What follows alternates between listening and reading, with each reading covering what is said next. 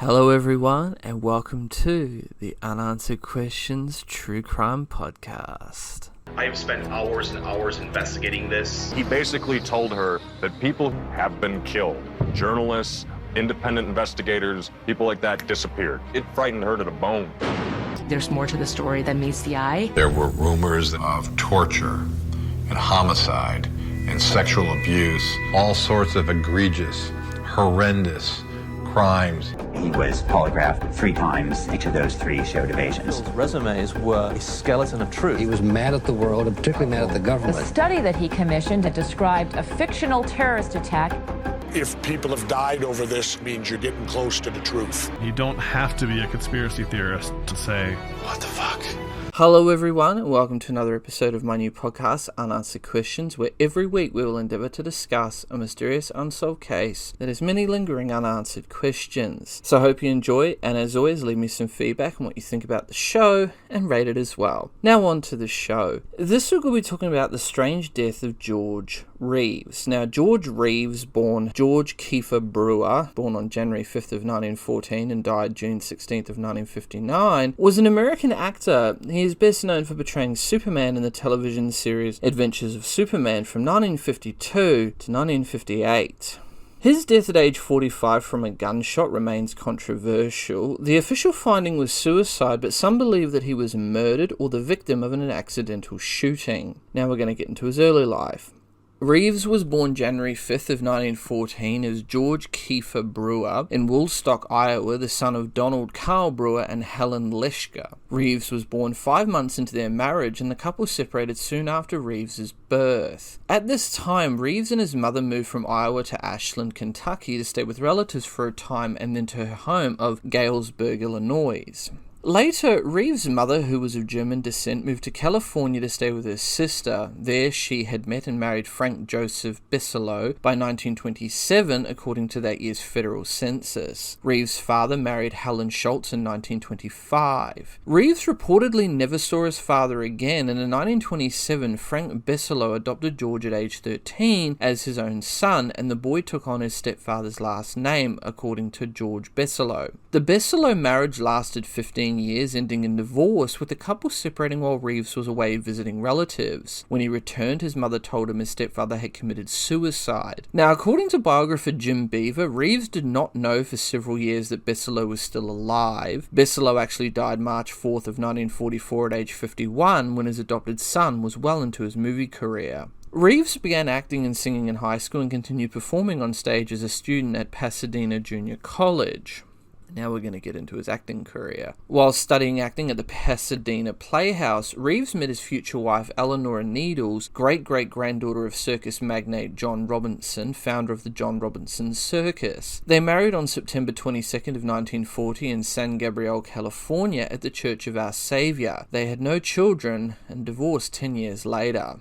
Reeves' film career began in 1939 when he was cast as Stuart Tarleton, incorrectly listed in the film's credit as Brent Tarleton, one of Scarlett O'Hara's suitors in Gone with the Wind. It was a minor role, but he and Fred Crane were in the film's opening scene. Reeves and Crane both dyed their hair to portray the Tarleton twins. After Gone with the Wind was filmed, Reeves returned to the Pasadena Playhouse and was given the lead role in the play Pancho. This part directly led to his being contracted to Warner Brothers. Warner changed his professional name to George Reeves. His Gone with the Wind screen credit reflects the change. Between the start of production on Gone with the Wind and its release 12 months later, several films on his Warner contract were made and released, making Gone with the Wild his first film role, but his 5th film release. He starred in a number of 2 reel short subjects and appeared in several B pictures, including 2 with future President of the United States Ronald Reagan and 3 with James Cagney, Torrid Zone, The Fighting 69th, and The Strawberry Blonde. These roles did little to advance Reeves' career, and his contract with Warner's was dissolved by mutual consent. Released from his Warner contract, he signed a contract at 20th Century Fox, but was released after only a handful of films, one of which was the Charlie Chan movie Dead Men Tell. 20th Century Fox loaned him to producer Alexandra Corder to co-star with Merle Oberon in Lydia, a box office failure, after which he freelanced looking to find work in westerns. His friend Teddy Sherman introduced him to her father, producer Harry Sherman, who asked Reeves to do a screen test with Teddy for the Hopalong Cassidy films. Reeves and Sherman impressed the casting director by performing 7 pages of script in a single take without pause. Reeves appeared in 5 Hopalong Cassidy westerns before being cast as Lieutenant John Summers opposite Claudette Colbert in So Proudly We Hail, a 1942 war drama for Paramount Pictures, which signed Reeves up for 2 films a year. However, Reeves was inspired by So Proudly We Hail to put his budding acting career on hold and enlist in the US Army. He was drafted in early 1943 and he was assigned to the US Army Air Forces and performed in the USAAF's Broadway show Winged Victory. The long Broadway run was followed by a national tour and a movie version. Reeves was then transferred to the Army Air Force's 1st Motion Picture Unit where he made training films. Discharged at the war's end, Reeves returned to Hollywood. Many studios were slowing down their production schedules, however some production units had shut down completely. He appeared in a pair of outdoor thrillers with Ralph Boyd. As more and more time passed between acting jobs paying less and less, Reeves was reduced to appearing in a low-budget series produced by Sam Katzman, The Adventures of Sir Galahad, and taking a second job digging cesspools. Reeves fit the rugged requirements of the roles, and with his retentive memory for dialogue, he did well under rushed production conditions. He was able to play against type and starred as a villainous gold hunter in a Johnny Weissmuller jungle gym film. Separated from his wife, the divorce became final in 1950, Reeves moved to New York City in 1949. He appeared on live television anthology programs as well as on radio, and then returned to Hollywood in 1951 for a role in a Fitz Lang film Rancho Notorious. In 1953, Reeves played a minor character, Sergeant Malin Stark, in From Here to Eternity. The film won the Academy Award for Best Picture and gave Reeves the distinction of appearing in 2 Best Picture films.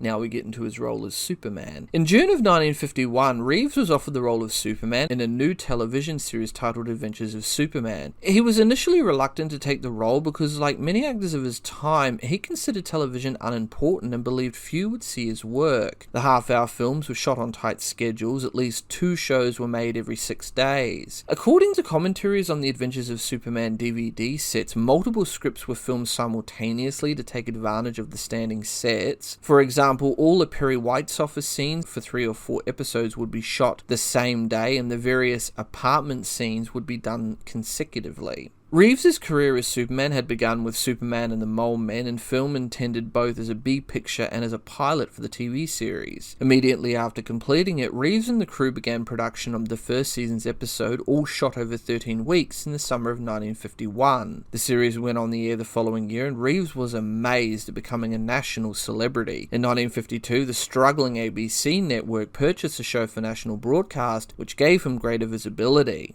The Superman cast members had restrictive contracts, however, preventing them from taking on other work that might interfere with the series. Except for the second season, the Superman schedule was brief, 13 shows shot 2 per week, a total of 7 weeks out of a year, but all had a 30-day clause, which meant that the producers could demand their exclusive services for a new season on 4 weeks' notice. This prevented long-term work on major films with long schedules, stage plays that might lead to a lengthy run, or any other series work. Reeves, however, earned additional income from personal appearances. He had affection for his young fans and took his role model status quite seriously. He avoided smoking cigarettes where children could see him and eventually quit smoking altogether. He kept his private life discreet, including a romantic relationship with Toni Mannix, wife of Metro-Goldwyn-Mayer general manager Eddie Mannix. Now, Camille Antoniette Toni Lanier Mannix was a former Ziegfeld Follies showgirl when she met Mannix. She even had a key role in a movie that was made about Florenz Siegfried, the Great Siegfried, which came out in 1936, one of her few actual film credits. For many years, she was content to be squired around Hollywood on Mannix's arm as a trophy wife, even before they got married. She was drawn to money and power, and Mannix had both during the golden age of Hollywood. 8 years older than Reeves, Tony nonetheless attracted him, and they had a torrid long-term relationship which was fully known to Mannix, who had a Japanese mistress of his own. Tony and Reeves were fairly public with their arrangement, but the press, out of respect for the clout that Mannix wielded, never exposed the relationship outside the industry, and because she was still legally married, Reeves never brought her to any of his public functions for fear of what it would do to his squeaky clean Superman image. Now, as I understand it, this relationship Reeves had with Tony Mannix was a 3-year affair, as Tony at the time was married to a notorious fixer for MGM Studios. Eddie Mannix wasn't just a heavy in Hollywood, he was also rumoured to have mob connections. Now, in a wild turn of events, the alleged problem with this situation was not the affair itself. Jilted husband Eddie had his own liaisons outside of the marriage and allegedly had no problem with his wife's relationship with Reeves. The issue, however, was that Reeves eventually broke Tony's heart when he called it off to begin a relationship with the woman who would then go on to become his fiancée, Lenore Lemon. Eddie was not happy when his wife wasn't happy. Now, in the documentary Look Up in the Sky, The Amazing Story of Superman, Jack Larson said that when he first met Reeves, he told him that he enjoyed his performance in So Proudly We Hail. According to Larson, Reeves said that if Mark Sandrich had not died, he would not be there in this monkey suit. According to Larson, Reeves also said he would feel better about the role if he knew he had any adult fans, but never learned that The Adventures of Superman had adult fans, even during its original broadcast run. Between the first and second seasons of Superman, Reeves got spedonic acting assignments in one-shot TV anthology programs and in 2 feature films, those being Forever Female in 1953 and Fritz Lang's The Blue Gardenia in 1953, but by the time the series was aired nationwide, Reeves found himself so associated with Superman and Clark Kent that it was difficult for him to find other roles. Reeves worked tirelessly with Tony Mannix to raise money to fight, and I'm going to butcher this, I do apologise, myasthenia gravis. He served as national chairman to the Myasthenia Gravis Foundation in 1955. During the second season, Reeves appeared in a short film for the Treasury Department entitled Stamp Day for Superman, in which he caught the villains and told children why they should invest in government savings stamps. After 2 seasons, Reeves was dissatisfied with his salary and the show's one-dimensional role. He was 40 years old and wanted to quit and move on with his career. The producers looked elsewhere for a new star. Now, Reeves spoke out about these difficulties in a 1958 Evening Star article frankly titled No Work for Superman. When asked why he took the role, he said simply, quote, "I was hungry." End quote. But after 6 years, he was having a hard time pushing his career forward. The producers wouldn't give me a job. They'd take one look at me and say it was impossible, Reeves said. End quote. The issues wasn't just career frustration though. While Reeves may have been famous for being Superman, the role wasn't making him a whole lot of money. The actors were poorly paid, and even after Reeves received a raise after trying and failing to leave the show after 3 seasons, he found himself struggling for money, unable to get the roles he really wanted and taxed for time given to the all-consuming nature of his Superman commitments.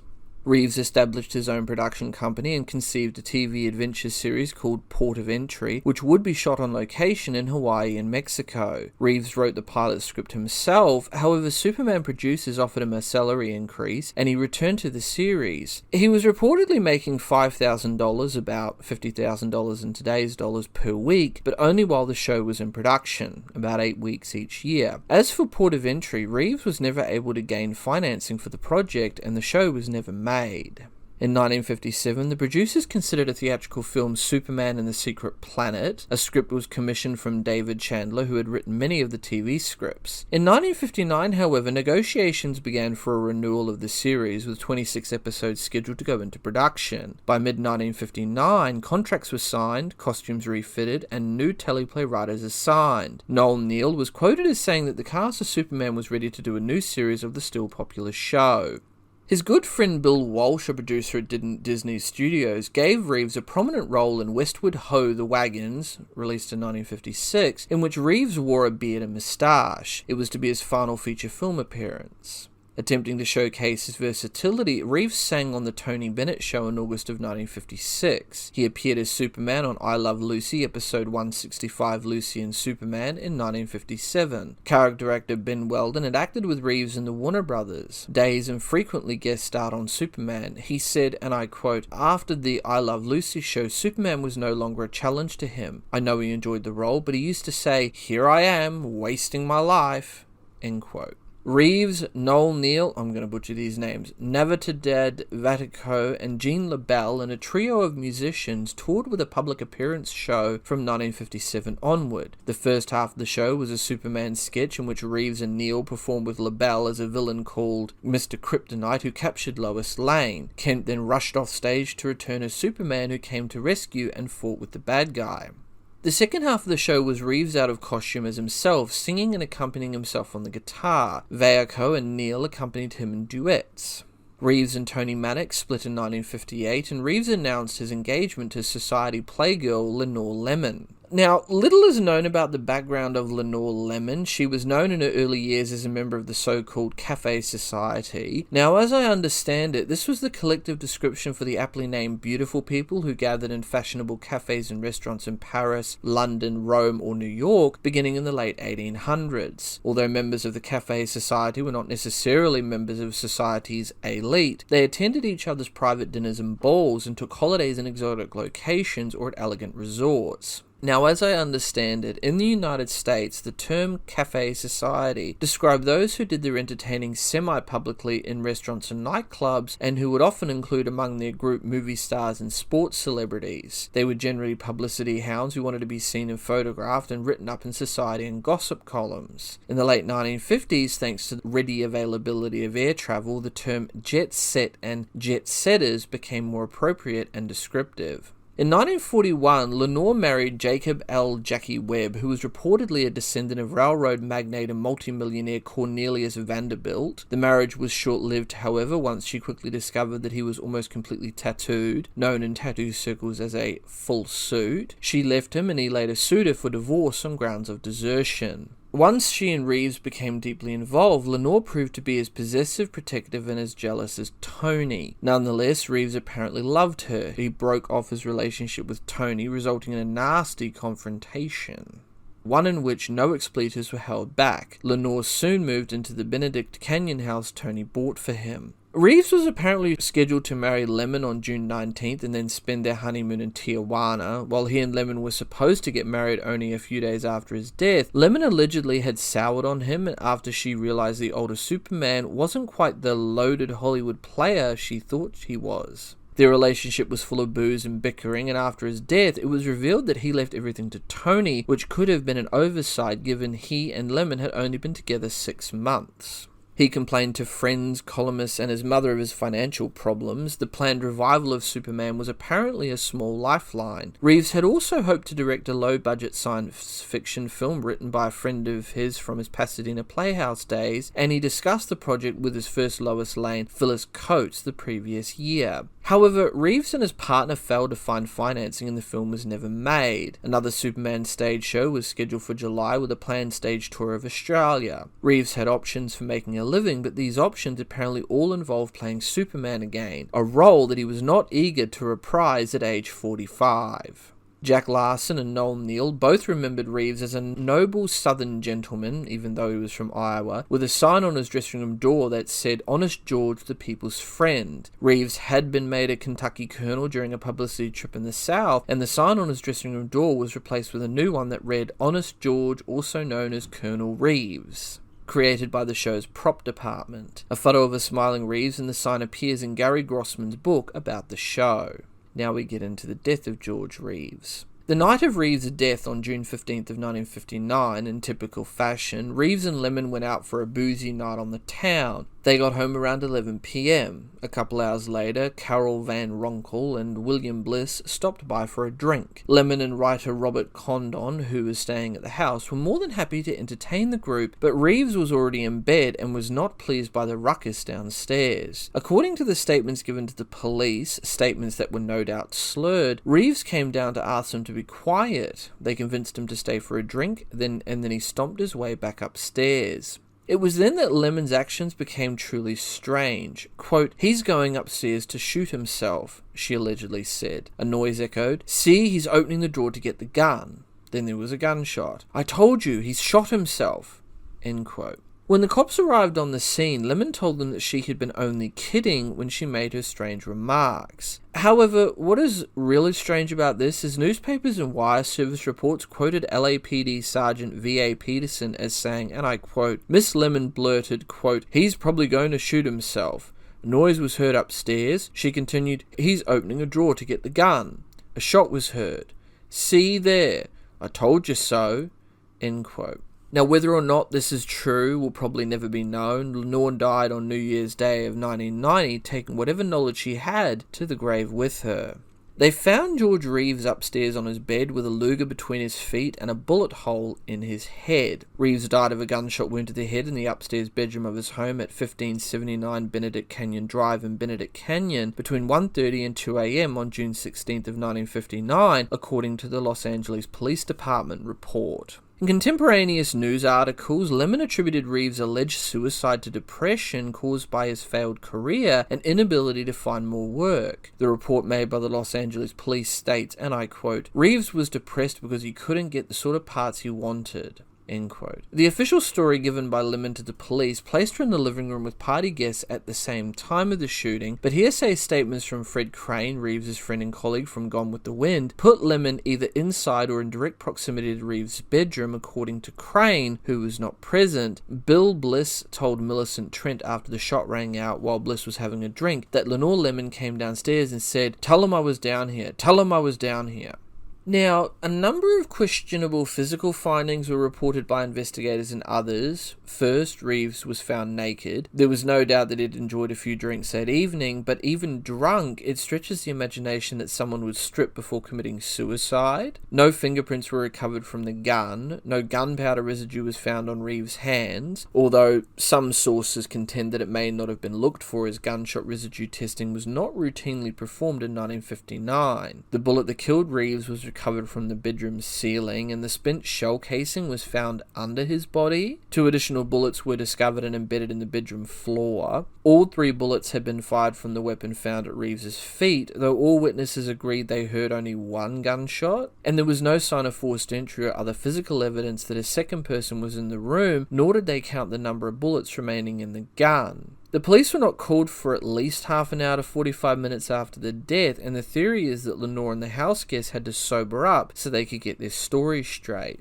Now, despite the unanswered questions, Reeves' death was officially ruled a suicide based on witness statements, physical evidence at the scene, and the autopsy report. Reeves' mother, however, thought the ruling premature and peremptory and retained attorney Jerry Geisler to petition for a reinvestigation of the case as a possible homicide. The findings of a second autopsy conducted at Geisler's request were the same as the first, except for a series of bruises of unknown origin about the head and body. A month later, having uncovered no evidence contradicting the official finding, Geisler announced that he was satisfied that the gunshot wound had been self-inflicted and withdrew from the case quite quickly and without explanation. There has been widespread speculation over who might have killed Reeves and why, if he didn't do it himself. One theory has it that he was killed by Lenore in a fit of passion or an argument, possibly over whether they would marry. But like everything else surrounding Reeves' death, this is pure speculation. And if this was the case, why would the house guests risk their own reputations to cover for her? What came to light during the independent investigation was the presence of 2 bullet holes in the floor at the foot of Reeves' bed. How did they get there? Well, Lenore's explanation was that she was playing with the gun on another occasion several days earlier and it discharged. Lenore, when questioned, maintained that Reeves killed himself due to his failed career and his alleged inability to find more work. Unfortunately for these theorists who suspect foul play, her version of the evening events is the only official one. There was no reliable list of exactly who was present in the house at the time of the shooting, and according to Lemon, those present were Carol von Ronkel, William Bliss, and Robert Condon. Now, some theorists suggest that Reeves and Lenore's relationship was quite volatile and they were often seen arguing in public. Her reputation as a New York City nightclub hellraiser dated back to the 1940s, leading some to conclude that she and Reeves could have been arguing in his bedroom the night he was shot. She could have been holding the gun and it may have discharged as they struggled for possession of it. This could possibly explain the bullet holes in the floor, in addition to the fatal wound in his head and the bullet hole in the ceiling. Casting further suspicion on Lenore, many wondered why she left California the days after Reeves' death, never to return, and never explaining why she waited so long after the death to call the police. None of the other house guests have ever provided public testimony. Given credence to the theory that Lenore or another person might have been involved was the angle at which the shot appeared to have been fired. A bullet hole was found in the ceiling above the bed. Now how would that have gotten there if Reeves fired the fatal shot himself into his head while lying down? Over the years, the general assumption has been that Reeves was depressed over the Superman show's cancellation, and this depression caused him to take his own life. He was supposedly unhappy over being typecast into the Superman role and unhappy over not being able to get any other roles. However, his supposed slump was over by the time of his death, and his friends agreed he was happier than he'd been in years. He was looking forward to his marriage and to another season of the popular TV show, which would have been rescheduled for the following season. Money wasn't a problem either. He got residuals from the Superman reruns and other sources. In addition to that, he had reportedly signed a 5-picture deal with Paramount Pictures. Over the years after Reeves' death, Jack Larson and Noel Neill both insisted that Reeves did not commit suicide. However, neither of them were there when it happened. But there is some credible evidence that could be used to back up the suicide theory and verdict. It was reported that Reeves, for example, had suffered a concussion in an auto accident shortly before his death, which resulted in a doctor prescribing heavy-duty painkillers. This leads some to suspect that his mental health may have been compromised, and he could indeed have been driven to take his own life. He also had a drinking problem at one time, but had reportedly gone on the wagon about a year before his death. Nonetheless, the blood alcohol content found in his body shortly after his death was revealed to be 0.27, 2.5 times the legal intoxication point. Now we get into the controversy surrounding this alleged suicide. Now, actors Alan Ladd and Jig Young were reportedly skeptical of the official determination. Reeves' friend Roy Calhoun told a reporter, "No one in Hollywood believes the suicide theory," end quote. In their book, Hollywood Kryptonite, Sam Kastner and Nancy, and I'm going to butcher this name, Schoenberger, make a case for the involvement of MGM Vice President and fixer Eddie Mannix. Reeves had been having an affair with his wife Toni Mannix. Others suggested that Eddie Mannix, rumoured to have mafia ties, ordered Reeves to be killed. Now we're going to get into who Eddie Mannix is. So Joseph Edgar Allen John Mannix, born February 25th of 1891 and died August 30th of 1963, was an American film studio executive and producer. He is remembered for his work as a fixer who was paid to cover up Hollywood stars' often colourful private lives to protect their public image and profitability for the studio. Among his most lasting contributions to Hollywood was a ledger he maintained that lists the cost and revenues of every MGM film produced between 1924 and 1962, an important reference for film historians. Now we're going to get into his early life. Mannix was born in Fort Lee, New Jersey, the son of John and Lizzie, née Stryker Mannix. Christian Joseph Edgar Allen John Mannix, he used Edgar Joseph Mannix as his official name, but was known to most associates as Eddie. He was of Irish Catholic descent. Now we'll get into his career and personal life. After working as a bouncer and then treasurer of the Palisades amusement park, he became involved in motion picture exhibition, eventually working his way up to general manager within MGM in the 1920s. The Eddie Mannix ledger is in the Margaret Herrick Library at Fairbanks Center for Motion Picture Study.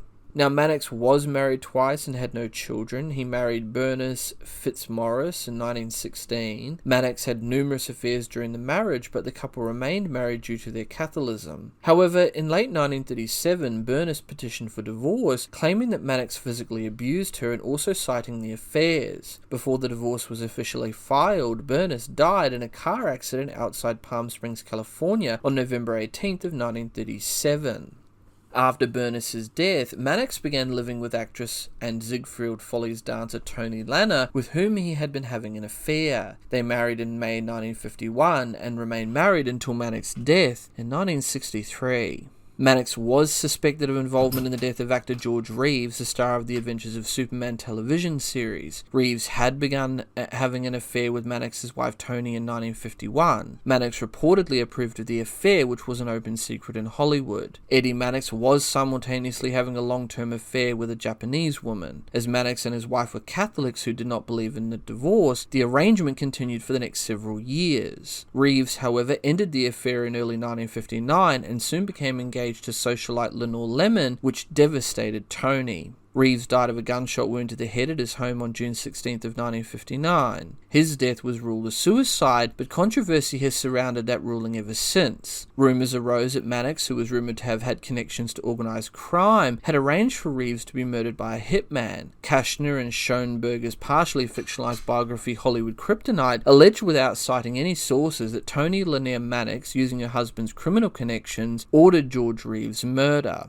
During his career as a studio fixer at MGM, Mannix allegedly left a trail of secret abortions, sham marriages, and several other unsolved homicides in his wake. The enormity of Mannix's job description as a fixer of problems that popped up in Hollywood took a great deal of complicity, and MGM helped to furnish that. Hollywood studios once wielded nearly feudal levels of power. Backlots were essentially self-sufficient, from the colossal ranch of Warner Brothers to the palatable surroundings of the 20th Century Fox lot. Metron-Goldwyn-Mayers was the biggest of them all. Its backlot in Culver City spread over 176 acres, holding 200 permanent buildings that included a dentist and a barber shop. More transitory facets included an array of sets, jungles, ancient temples, New York streets, and European villages. The lot had its own railway station to ship in lumber for set building, and the commissary fed some 2,700 people per day.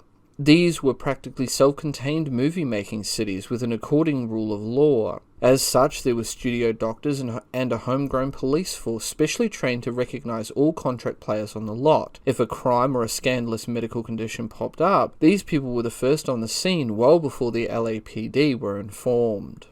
Some of the better-known scandals taken care of by studio police were the apparent suicide of Jean Harlow's husband Paul Byrne, the cold case murder of silent-era director William Desmond Taylor, and the stabbing death of Lana Turner's abusive boyfriend Johnny, and I'm going to butcher this last name, Stompanto. All have something in common. In each case, studio officials were at the scene of the crime for hours before police were called. Mannix was alleged to have fixed many problems that plagued Hollywood actors and elite alike. As the general manager and later vice president of MGM Studios during that period, Mannix had people all over Los Angeles on his payroll, from members of the police to doctors and even coroners, which meant he could spin a story whichever way he needed to.